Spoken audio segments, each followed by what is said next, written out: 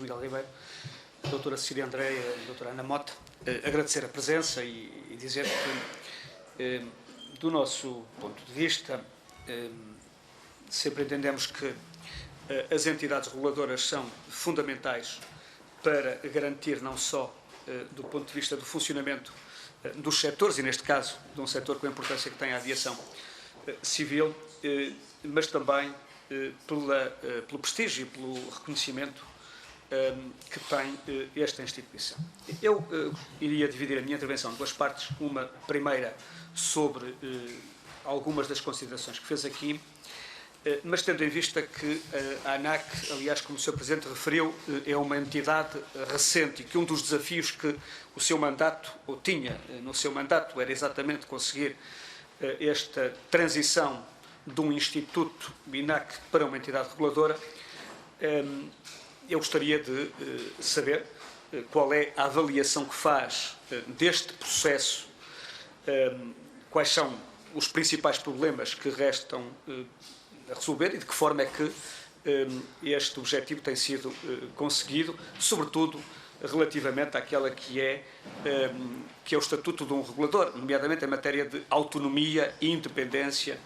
não só relativamente ao setor, mas também ao próprio poder político. E desse ponto de vista, referiu que está em curso a revisão da estrutura orgânica, há questões ainda para resolver, e eu gostaria que aprofundasse um pouco mais esta matéria, na medida em que é fundamental que esta estrutura orgânica responda aos desafios e aos objetivos da entidade, mas também, sem ela, a própria eficiência, a própria eficácia da instituição será comprometida. Uma segunda questão tem a ver com a autonomia financeira. O Dr. Luís Miguel Ribeiro já o referiu, face àquilo que são as receitas próprias e o destino dessas receitas, mas do ponto de vista da capacidade da autonomia, como é que tem sido esta evolução e quais são as previsões relativamente ao futuro próximo. Um terceiro aspecto tem a ver com a consulta pública relativamente às aeronaves não tripuladas. Eu julgo que é uma matéria que tem preocupado, enfim, não só em matéria de segurança, a questão tem sido evocada várias vezes, mas começa a haver uma tal utilização e uma tal procura que as preocupações se avolumam e não tem só a ver com as questões da segurança pública, mas tem a ver com outras dimensões. E eu gostaria também de perceber quando é que vamos ter regulamentação neste domínio, qual vai ser o papel da ANAC nesta matéria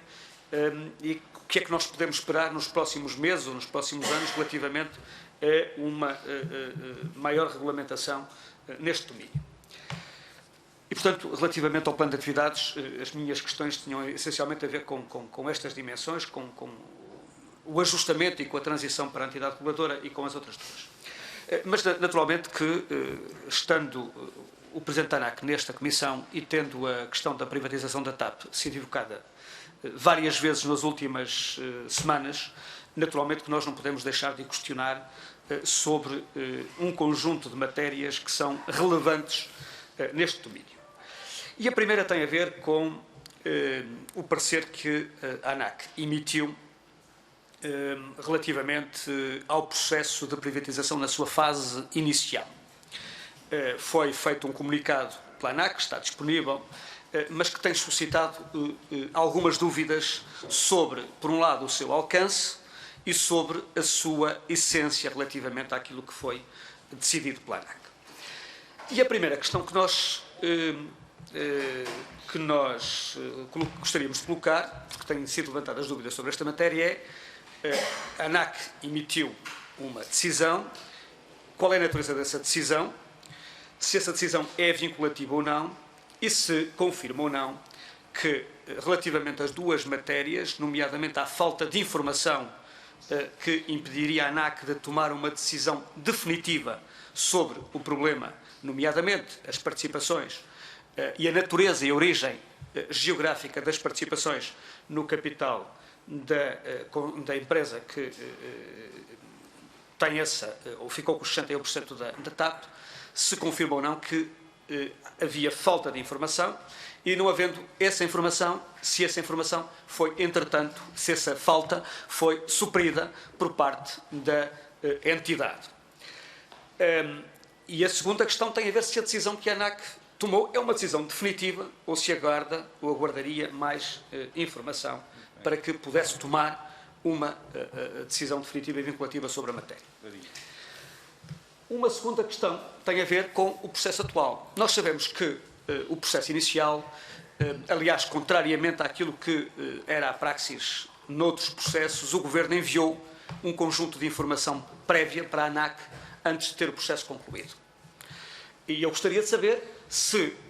depois deste processo de renegociação em curso que ainda decorre,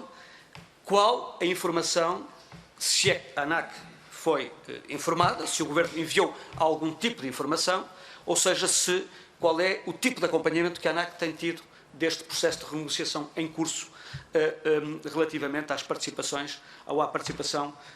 ou à distribuição do capital social entre o Estado e a Atlantic Gateway. E, portanto, gostaríamos de saber quais são os elementos que tem, o que é que a ANAC pode dizer sobre este processo, e se não tem informação, em que momento é que a ANAC espera vir a ter esta informação e quais serão os procedimentos e as fases seguintes relativamente a esta matéria, para que, de uma vez por todas, o Parlamento, os deputados e o país fiquem informados sobre a forma como o processo está a ser desenrolado. Por exemplo, a ANAC tem ou não tem conhecimento formalmente do memorando de entendimento que foi celebrado entre o Governo e a Atlantic Gateway.